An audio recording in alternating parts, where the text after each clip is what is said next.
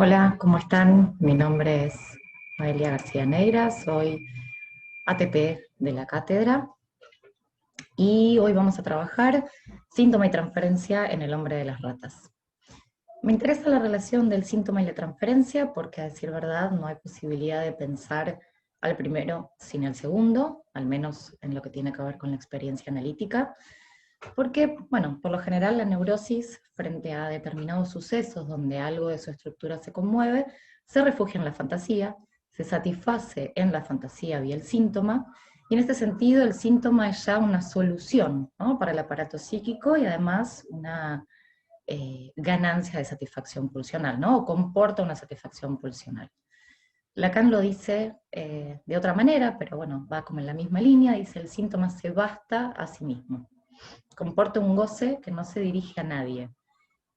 Y entonces es posibilidad del análisis que ese síntoma se ponga a hablar, ¿sí?, se vuelva texto, podríamos decir, y se dirija al analista, ¿no? Solo esto ocurre vía la instalación de la transferencia. Bueno, vamos a ver cómo esto se juega en el análisis del hombre de las ratas. Por eso vamos a ordenar nuestro recorrido en función de dos partes. Por un lado, situar el síntoma y su relación con lo pulsional, y luego una segunda parte donde vamos a situar cómo lo pulsional y el síntoma se juegan en la transferencia o se actúan en la transferencia con Freud. Bien, ustedes vieron la gran variedad, ¿no?, la gran batería de síntomas que tiene el hombre de las ratas.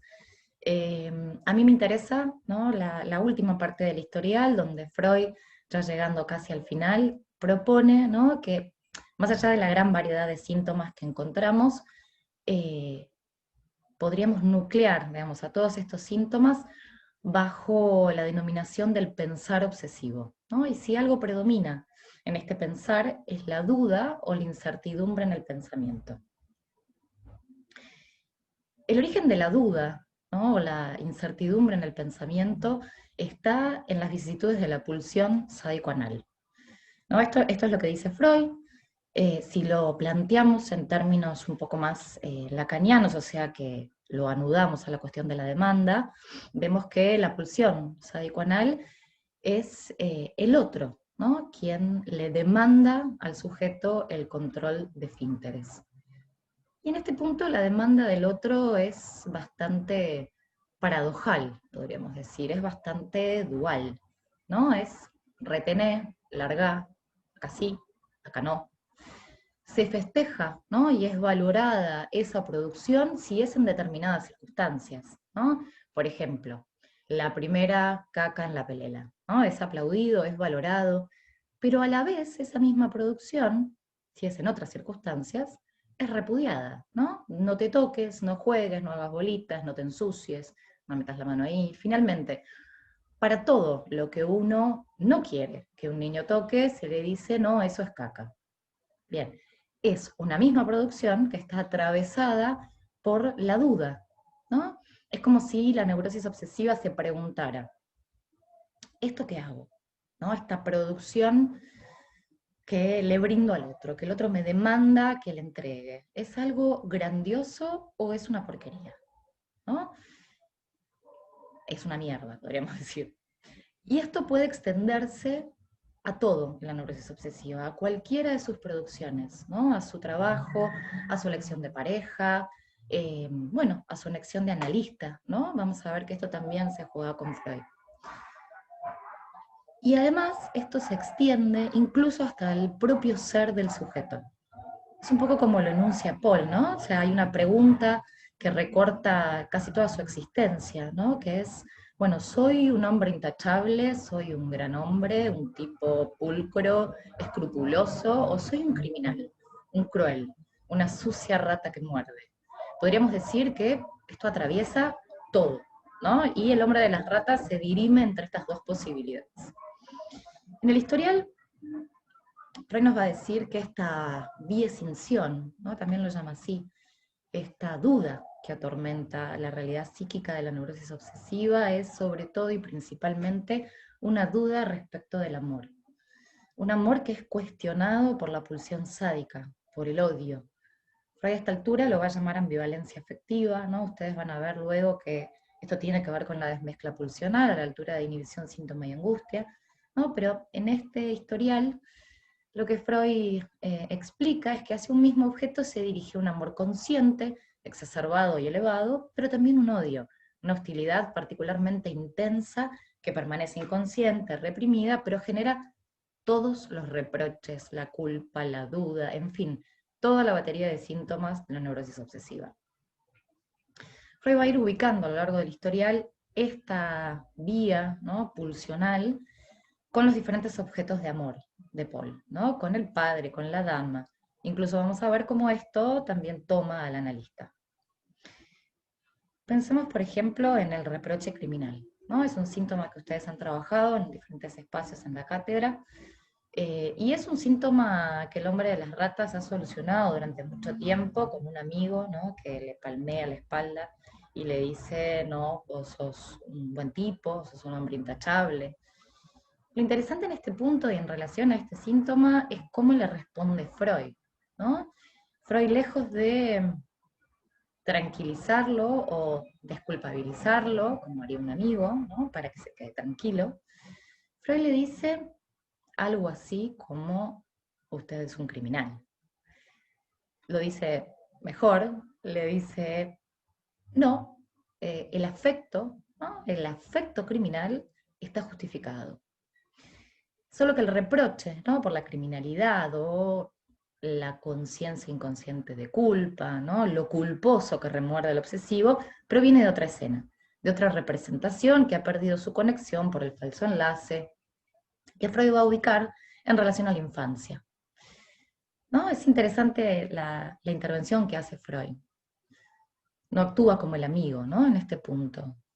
Y acto seguido, el hombre de las ratas asocia, ¿no?, y le cuenta a Freud varios recuerdos donde, frente al interés por alguna muchacha, desde épocas muy tempranas, le surge la idea, ¿no?, se le impone en la cabeza la muerte del padre, podríamos decir, como una solución, ¿no?, una solución al desamor de esas mujeres.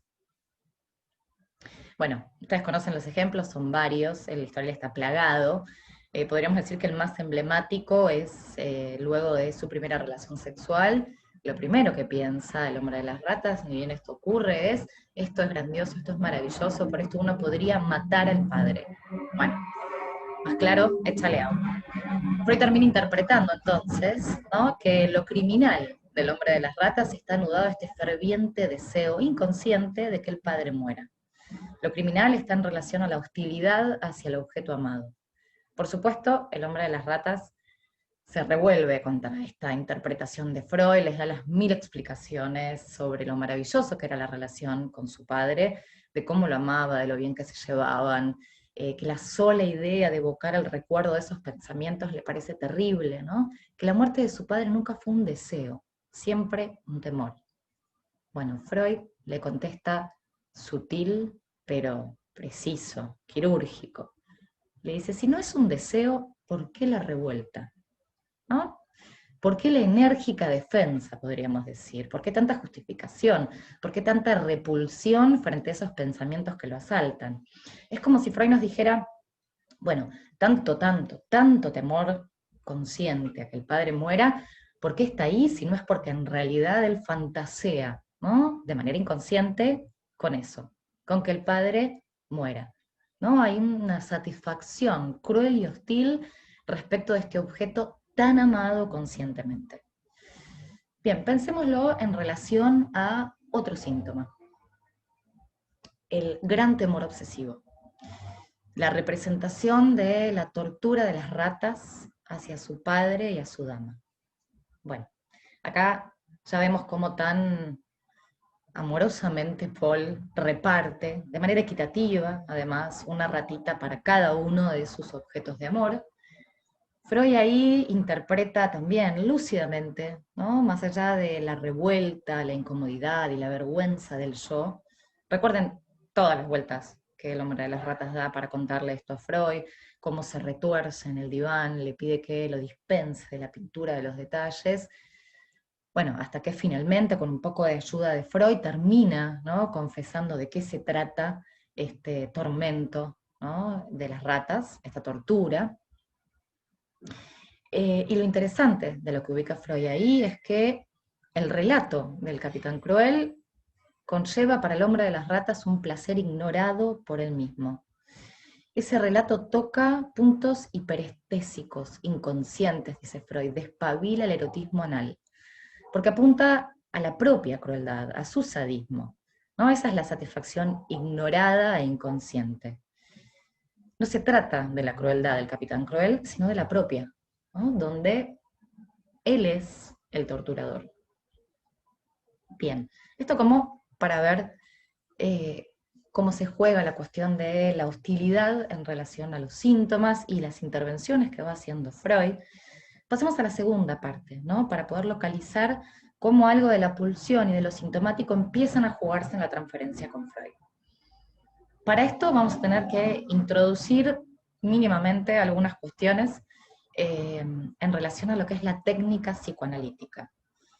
Freud lo va a desplegar en lo que se conoce como los escritos técnicos, ¿sí? Son una serie de textos que él comienza a escribir un par de años después del historial del hombre de las ratas, y ahí, bueno, despliega varios desarrollos respecto a cuál sería la posición del analista en el tratamiento de la neurosis. Y sobre todo, ¿no?, empieza a desplegar cuestiones en relación a la transferencia. Bien, son varias las cosas que trabaja Freud ahí, pero si tuviéramos que marcar las más importantes, Freud sostiene, ¿no?, que la condición de un análisis es la transferencia. ¿Qué sería esto? Para decirlo de manera sencilla, ¿no? Es que el paciente transfiera libido al analista, que se conforme un lazo libidinal. Es lo que Freud va a llamar amor de transferencia o transferencia positiva, y es que, la verdad, solo por amor uno puede sostener la asociación libre, que es bastante tediosa, ¿no? Hablar de todo, o al menos intentarlo, ¿no? Todo aquello que nos avergüenza, que nos parece estúpido, todo lo que se nos aviene a la conciencia. Solo así, dice Freud, se irá desplegando, ¿no?, este discurso, y en este discurso se va a ir decantando la posición del sujeto en relación al otro del inconsciente, sus fantasías, sus modalidades de goce, sus síntomas. Ahora bien, esa transferencia, ¿no?, dice Freud, que funciona como motor de las asociaciones, puede volverse en algún momento obstáculo y devenir transferencia negativa, ¿no? Freud va a decir transferencia hostil o erótica, que es cuando se detiene la asociación, la rememoración. El paciente ya no quiere recordar, solo escenificar, repetir, actuar sus pasiones ahí con el analista. Ahí y en ese momento, nos dice Freud. Es la transferencia en su cara resistencial, propia del acercamiento al núcleo patógeno. Cuanto más cerca, más resistencia. Y es que el analista, con sus interpretaciones, ¿no?, va tocando puntos incómodos, puntos hiperestésicos e inconscientes. Bueno, como vimos en relación a Freud y lo que le va interpretando al hombre de las ratas, ¿no? Lo va incomodando, lo va acorralando. Y ahí, dice Freud, no podemos menos que esperar que estalle un conflicto. Porque ahí es donde se activa la repetición y se repite toda la modalidad inconsciente, ¿no?, tomando al analista como objeto de la libido, que entonces va a quedar ubicado en la serie psíquica del paciente. En serie, podríamos decir, con esos otros significativos, con el otro del inconsciente. Sin embargo, es interesante porque Freud dice, bueno, esto que se presenta como un obstáculo, una transferencia negativa, es posibilidad misma de la cura. ¿Cómo explica Freud esto? Que podría parecer en un comienzo contradictorio, ¿no? Cómo algo que obstaculiza la cura, que obstaculiza la asociación libre, puede devenir motor de la misma. Freud, para explicarlo, utiliza una metáfora bélica, podríamos decir. Dice que tenemos que usar la transferencia como una palestra. ¿Qué quiere decir esto? Como un campo de batalla, donde va a escenificarse una guerra. Acá el enemigo es el síntoma, ¿no? Y la posibilidad de combatirlo está en que se haga presente, en tenerlo cerca. Y eso solo se logra vía la transferencia, que habilita la posibilidad de hacer jugar al síntoma con el analista. Y poder, dice Freud, ajusticiarlo. Eh, Poder ajusticiar al síntoma es gracias a la actualidad del inconsciente, o como lo va a decir Lacan, gracias a la puesta en acto de la realidad sexual del inconsciente. Este doloroso camino de la transferencia, como dice Freud en el historial, es la posibilidad de la cura, ¿no? Porque su objetivo es desprender la libido retraída en el síntoma y volverla asequible para el enfermo, asequible para la vida, que esa satisfacción deje de jugarse en el síntoma y se juegue en la vida, para poder actuar, para poder amar, trabajar, ¿no? Suena sencillo, pero es bastante complejo. Pero bueno, para que este movimiento, ¿no?, sea posible, dice Freud, tiene que haber una especie de escenario intermedio, ¿no? Él lo dice en Recordar, Repetir, Relaborar. La transferencia crea así un reino intermedio entre la enfermedad y la vida.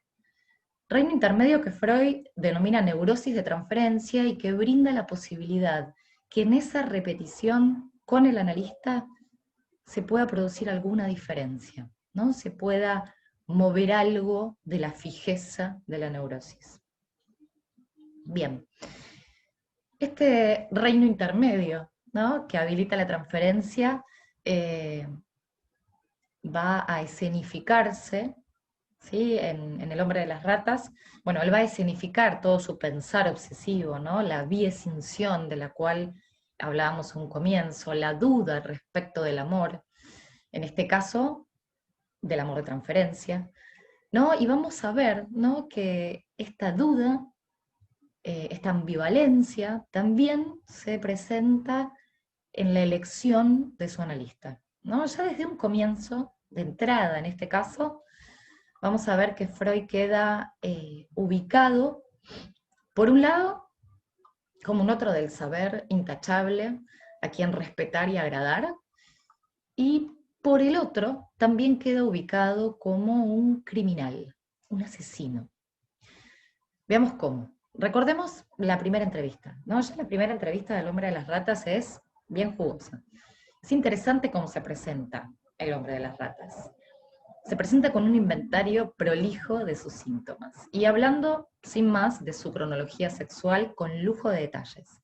Es raro, ¿no? Sobre todo para la época. Bueno, a Freud también le parece bastante raro y es genial cómo responde. Freud no le pregunta sobre eso, ¿no? No entra, no pisa el palito, no le pregunta sobre lo sexual, sino que se abstiene de su interés investigativo.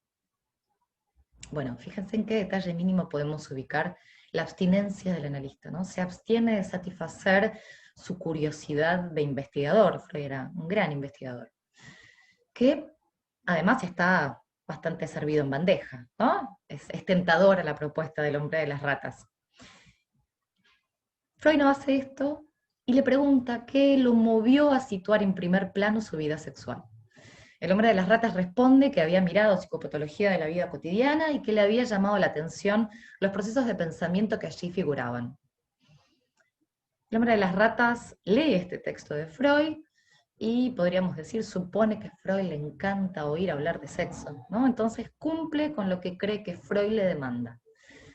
Entonces, ya de entrada Freud queda ubicado como un otro a quien agradar, un otro del saber y el conocimiento. Ubicamos así entonces la vertiente de la transferencia amorosa, la que va a motorizar las asociaciones. Pero, bueno, decíamos que Freud no responde, ¿no?, aplaudiendo y festejando esta producción, podríamos decir, que el hombre de las ratas le acaba de entregar, sino que se corre, perturba la defensa, diría Lacan. Se presenta como un otro enigmático, un otro al cual el sujeto no puede saber muy bien qué quiere. Es como si Paul se preguntara, bueno, si este tipo no quiere que yo le hable de sexo, entonces, ¿qué? ¿No? Y recordemos en este punto que para la neurosis obsesiva esto es bastante penoso, ¿no? Que siempre intenta cumplir con la demanda del otro para no saber nada en relación a su deseo y el deseo del otro. Bien, acá Freud ya empieza eh, pinchándolo un poco al hombre de las ratas. Pero decíamos que ya de entrada hay otra corriente, ¿no? Otra corriente libidinal, la corriente más hostil, ¿no? Hacia Freud. Y esto está en el anexo del historial. El anexo es un reservorio de pequeños tesoros que Freud nos ha dejado. Ahí el hombre de las ratas le confiesa a Freud que desde un comienzo él sabía, y le tenía un poco de desconfianza a Freud por esto, sabía que un hermano suyo, de Freud, había cometido varios crímenes. Un tal Leopold Freud, que se había conocido en las noticias, hacía un tiempo ya, como el asesino del ferrocarril. Bueno, Freud le responde a esto sin hacerlo, sin tanta palabra, ¿no? Sin tanta explicación. Maneja esa transferencia, se ríe, ¿no? Le hace algunas bromas a Paul y le pregunta que de dónde sacó eso, ¿no? Se corre de responder desde ahí. Que además, bueno, no, no era cierto, no era una fantasía del hombre de las ratas que había asociado por el mismo apellido y una supuesta criminalidad dentro de la familia de Freud. Bueno, lo mismo sucede un poco cuando le da a Freud el trato de mi capitán, ¿no? Mi capitán cruel, luego de relatar el tormento de las ratas, ¿no? Ahí más allá de lo que Freud puede llegar a decir, queda en la misma línea irremediablemente del capitán cruel. Entrampado, podríamos decir, libidinalmente por la ambivalencia de Paul, y ahí solo vale el manejo de la transferencia, ¿no? Bien, en relación a esta ambivalencia es como si Paul se preguntara, volviendo un poco a lo que trabajábamos al principio, ¿no? Mi elección de analista, ¿no? ¿Mi analista qué es? ¿Es un sabio, un asesino? ¿Es otro que con su saber podría aliviar mi padecimiento, que con su saber podría extenderme un certificado que autentifique mi enfermedad? Recordemos que también está esa vía. ¿O es un cruel asesino de familia que solo quiere perturbarme? Bueno, dichos un poco más actuales, ¿no? Podríamos decir, se escuchan también, ¿no? Como un paciente al terminar su sesión dice, bueno, por lo general este tipo dice boludeces, pero hoy la verdad que estaba iluminado. Se escucha bastante en el análisis de los obsesivos esto. Están las dos corrientes, ¿no? Está la ambivalencia y está el analista como un tremendo boludo, pero también como un iluminado, al menos de vez en cuando, ¿no? Está la hostilidad y también un poco de amor. Bien, esta ambivalencia, ¿sí? Se refleja también frente a cada intervención de Freud, ¿no? El hombre de las ratas, hay algo que atraviesa, digamos, todo el historial, que es que él responde con el más enérgico rechazo desde la conciencia, ¿no? Desde su yo narcisista, podríamos decir, pulcro, ordenado, intachable, desde allí le dice no puede ser a Freud. Pero el acierto de las intervenciones freudianas se ve, se escucha claramente, podríamos decir, en todas las asociaciones que va haciendo el hombre de las ratas posterior a las intervenciones de Freud. ¿Qué es lo que va asociando? ¿Qué se le va ocurriendo? Bueno, tiene fantasías diurnas, ¿no? Ocurrencias, sueños, que le cuenta Freud, ¿no? Y todos ellos dan cuenta de cómo queda tomado el analista por esta corriente libidinal más fuerte, va a decir Freud, la hostil, la sádico-anal, ¿no? Esa crueldad. Si tomamos esta línea, ¿no? La línea de la transferencia hostil, la verdad que está plagado el historial de ejemplos. Vamos a tomar solo alguno de ellos. Por ejemplo, cuando Freud le interpreta el deseo criminal, ¿no? De que el padre muera, como decíamos más arriba, acto seguido el hombre de las ratas le lleva un sueño a Freud. El sueño es un lugar donde claramente el hombre de las ratas se regocija con el sufrimiento de Freud. Le cuenta que, bueno, su madre ha muerto, la madre de Freud ha muerto, que él en el sueño quiere ser amable y escribirlo en tarjeta, que dijera mis condolencias, pero se le cambian las letras y en vez de eso surge un mis felicitaciones. Bueno, un amor, ¿no? Y es que verdaderamente la transferencia puede ser un camino bien doloroso y bien difícil de soportar, para el analista también. Otro ejemplo, luego de la construcción de Freud, ¿no? De la escena de los golpes con el padre, Paul le cuenta a Freud que se le vienen a la cabeza insultos de lo más cochinos y groseros para él y su familia. Incluso, desde la conciencia le dice, doctor, ¿cómo puede ser que se deje insultar por un puerco, por un perdido como yo? Debería echarme fuera. Bueno, Freud tampoco pisa el palito, no solo no lo echa, ¿no? Sino que maneja esa transferencia, la soporta. Soporta su despliegue a condición de no servirse de eso, ¿no? O sea, de abstenerse de responder desde ahí, desde el lugar que se le está transfiriendo, que es el lugar del otro del inconsciente.